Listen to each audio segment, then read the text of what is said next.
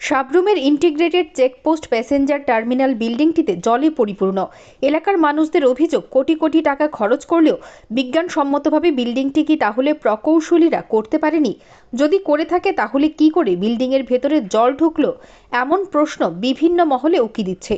গত টানা 3 দিনের প্রবল বর্ষণে কেন্দ্রীয় সরকারের কোটি কোটি টাকা খরচ করে নবনির্মিত রাজ্যের দক্ষিণ ত্রিপুরা জেলা সাবরুম মহকুমা ফেনী নদীর উপর ভারত বাংলাদেশের মৈত্রী সেতু সংলগ্ন এলাকায় ইন্টিগ্রেটেড চেকপোস্ট দেশের কেন্দ্রীয় সরকার হাজার হাজার কোটি টাকা ব্যয় করে গত কয়েক মাস আগে তথা ঠিক লোকসভা নির্বাচনের প্রাক মুহূর্তে ঘটা করে রাজ্যের গোটা মন্ত্রিসভার মন্ত্রীদের উপস্থিতিতে দেশের প্রধানমন্ত্রী নরেন্দ্র মোদী অরুণাচল প্রদেশের ইটানগর থেকে ভার্চুয়ালি উদ্বোধন করেন এই ইন্টিগ্রেটেড চেকপোস্টটি। চালু হওয়ার আগে প্যাসেঞ্জার টার্মিনাল বিল্ডিংয়ে লিফট দিয়ে ওঠানামার জায়গাটিতে প্রচুর জল জমে রয়েছে।